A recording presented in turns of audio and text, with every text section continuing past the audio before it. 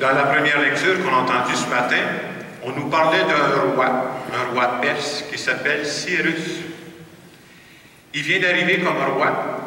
Et ce qu'il y a de différent des autres rois, on sait que le peuple de Dieu a vécu en exil pendant des années, mais lui, quand il va arriver comme roi, il va permettre que le peuple de Dieu retourne chez lui et qu'il puisse pratiquer sa religion.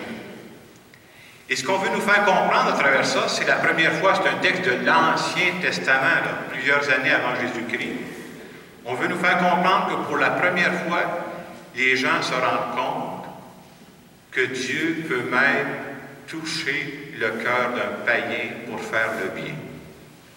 Et le message qu'on veut nous dire à travers cette lecture-là, nous autres, là, Dieu touche le cœur de toute personne humaine, sans exception.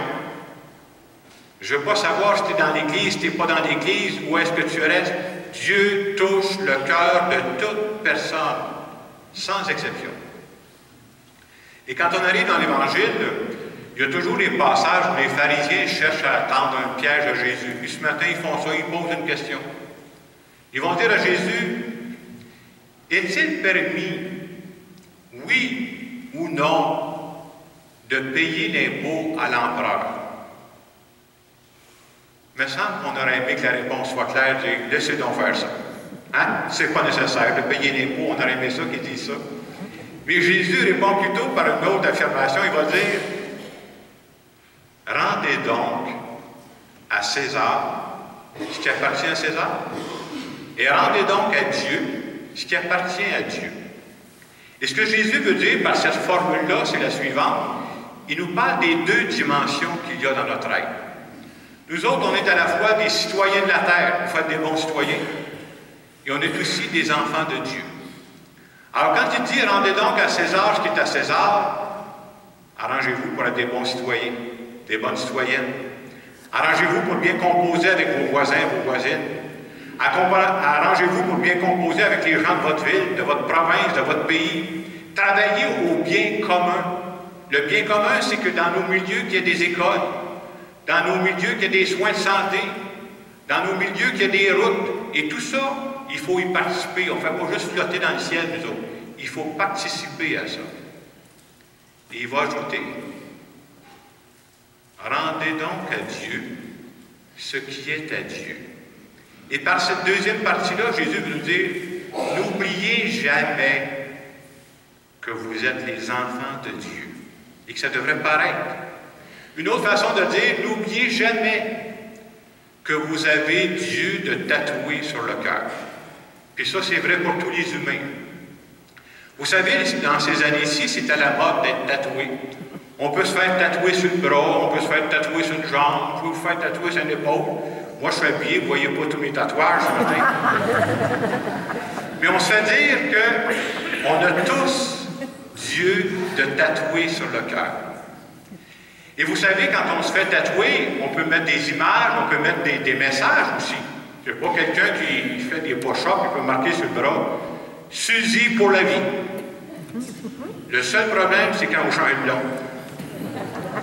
J'ai écouté un reportage qui nous dit que quand vous êtes tatoué comme ça sur la peau, il y a moyen d'effacer ça, mais c'est une job de bras. Surtout si vous êtes tatoué sur le bras, là. C'est-à-dire, ça prend comme un genre de sablage, c'est compliqué, puis ça coûte cher. Mais si c'est vrai qu'on peut se faire effacer un tatouage sur la peau, quand on est tatoué sur le cœur, c'est pour la vie.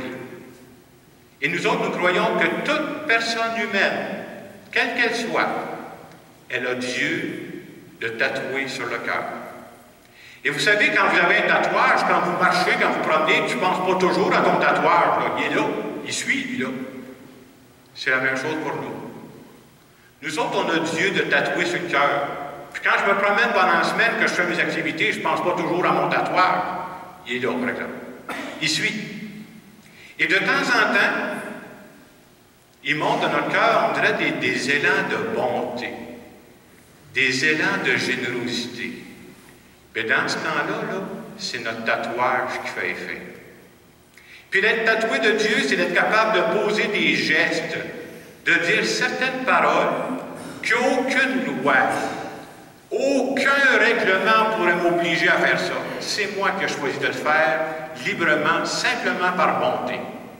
Et quand je fais ça, je suis en train de répondre à la parole, rendez donc à Dieu ce qui est à Dieu. Et aujourd'hui, on appelle ça le dimanche missionnaire mondial, c'est-à-dire compris entre autres pour les missionnaires. Il y a des gens qui ont le cœur tellement tatoué, qui ont choisi de quitter leur pays pour aller vivre dans des pays plus pauvres. Et qu'est-ce qu'ils vont faire dans les pays plus pauvres? Anciennement, on pensait, on disait, ils s'en vont les convertir. C'est pas ça la raison. Un missionnaire, ça ne s'en va pas à l'extérieur pour convertir le monde.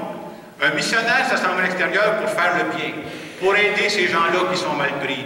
Puis à force de les voir aller, ils vont dire, mais pourquoi tu fais ça? Qu'est-ce qui te motive à faire ça? Puis un jour, ils entendront parler du tatouage qui les accompagne. On peut être missionnaire dans d'autres pays. Moi, je pense qu'on peut être missionnaire ici au Québec. Et il y a beaucoup plus de gens qu'on pense qui sont missionnaires ici. Je vous donne un exemple. C'est une personne à qui j'ai téléphoné il y a quelques années parce que j'ai été impressionné par ça. Elle s'appelle Mme Louise Brisset. Elle, pour moi, là, c'est une missionnaire au Québec. Cette femme-là, c'est une femme célibataire. Elle a fait un choix dans sa vie. Vous savez ce qu'elle a choisi, elle? Elle a adopté 30 enfants handicapés, physiques ou intellectuels. Hey, 30 enfants. Elle vit avec ça, là. Je vais être franc avec vous, là, vous m'en passez 3 ou 4 au presbytère une semaine, je tombe fou, moi, là. Je suis pas capable de faire ça. Puis elle a dit, ma mission à moi, c'est de rendre ces enfants-là heureux. Ma mission à moi, elle dit, c'est de déballer ces cadeaux-là qui ont l'air mal emballés.